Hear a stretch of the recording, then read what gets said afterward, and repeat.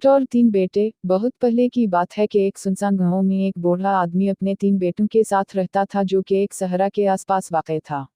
उसके पास 17 ऊंट थे और यही उसकी आमदनी का बुनियादी जरिया थे। वो सहरा में जहाज रानी के लिए ऊंटों को किराए पर दिया करता था। एक दिन उनका इंतकाल हो गया। उसने अपने 3 बेटों के लिए अपने असासे छोड़कर वसीयत की थी।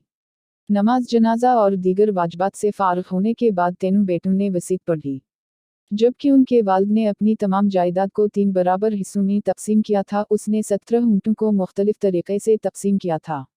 वो तीनों में एकसन तौर पर शरीक नहीं थे क्योंकि 17 एक ताक़िद और एक बुनियादी नंबर है जिसे तकसीम नहीं किया जा सकता। बूढ़े ने कहा था कि बड़े बेटे को 17 ऊंटों में से आधा हिस्सा मिलेगा, दरमियान वाले को 17 ऊंटों में से 1/3 हिस्सा मिलेगा और सबसे छोटे को 9वां हिस्सा मिलेगा। वसीयत पढ़कर सब दंग रह गए और एक दूसरे से सवाल करने लगे कि वसीयत में दर्ज 17 ऊंटों को कैसे तकसीम किया जाए।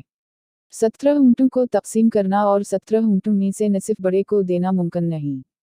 बाकी 2 बेटों के लिए ऊंट तकसीम करना भी मुमकिन नहीं। वो कई दिन सोचते रहे कि ऊंटों को तकसीम किया जाए जैसा कि वसीयत में बताया गया है, लेकिन किसी को जवाब न मिल सका। आखिरकार वो ये मसला अपने गांव के दानिशमंद के पास ले गए। अक्लमंद आदमी ने मसला सुना और फौरी तौर पर उसका हल तलाश किया। उसने उनसे कहा कि वो तमाम 17 ऊंट उसके पास ले आईं। बेटे ऊंटों को हुकीम की जगह ले आए। अक्लमंद ने अपनी मलकियत में एक ऊंट जोड़ा और ऊंटों की कुल तादाद 18 कर दी। अब उसने पहले बेटे को वसीयत पढ़ने को कहा। वसीयत के मुताबिक बड़े बेटे को आधे ऊंट मिल गए, जो अब 18/2 बराबर 9 ऊंट रह गए।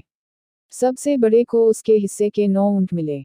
बाकी ऊंट 9 थे। अक्लमंद ने दूसरे बेटे से वसीयत पढ़ने को कहा।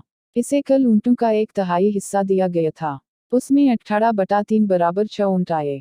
दूसरे बेटे को उसके हिस्से के 6 ऊंट मिले। बड़े बेटों के मुश्तरका ऊंटों की कुल तादाद 9 + 6 बराबर 15 ऊंट। तीसरे बेटे ने ऊंटों में से अपना हिस्सा पढ़ा। ऊंटों की कुल तादाद का 9वां हिस्सा 18/9 बराबर 2 ऊंट। सबसे छोटे को उसके हिस्से के 2 ऊंट मिले। मजमूई तौर पर 9 + 6 + 2 ऊंट भाइयों के शरीक थे, जिनकी तादाद 17 ऊंट बनती है। अब एक ऊंट जो हुकीम ने जोड़ा था वो वापस ले लिया गया। अक्लमंद ने अपनी जहानत से उस मसले को होशियारी से हल किया। जहानत किसी मसले को हल करने के लिए मुश्तरका बुनियाद तलाश करने के सिवा कुछ नहीं है। मख्तसर ये कि हर मसले का हल होता है।